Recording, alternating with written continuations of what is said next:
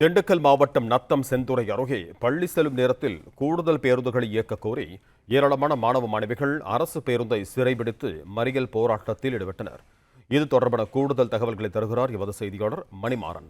வணக்கம் மணிமாறன், உங்களிடம் இருக்கும் தகவல்களை சொல்லுங்க.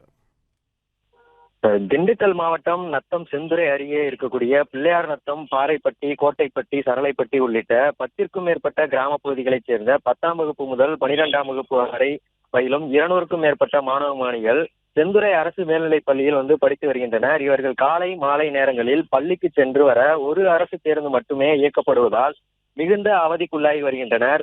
ஒரே பேருந்தில் அதிக அளவு மாணவ மாணவிகள் செல்வதால் படிக்கட்டுகளில் தொங்கிக் கொண்டு செல்லும் நிலை உள்ளது. பேருந்தில் தொங்கிக் கொண்டு செல்லும் மாணவர்கள் சிலர் கீழே விழுந்து அடிக்கடி விபத்துக்குள்ளாவதும் தொடர்கதையாகவே உள்ளது.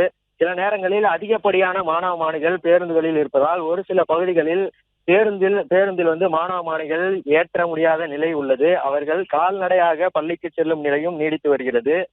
இதனால் ஆத்திரமடைந்த மாணவ மாணவிகள் 200க்கும் மேற்பட்டோர் இன்று காலை திருநூத்துப்பட்டி சாலையில் வந்த அரசு பேருந்தை சிறைபிடித்து தற்போது சுமார் 1 மணி நேரத்திற்கும் மேலாக சாலை மறியல் போராட்டத்தில் ஈடுபட்டு வருகின்றனர்.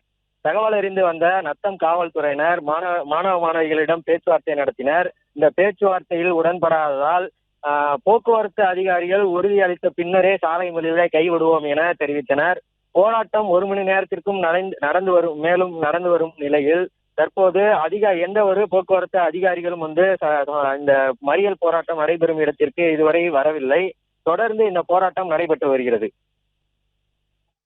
நன்றி மணிமாறன், உங்க தகவல்களுக்கு.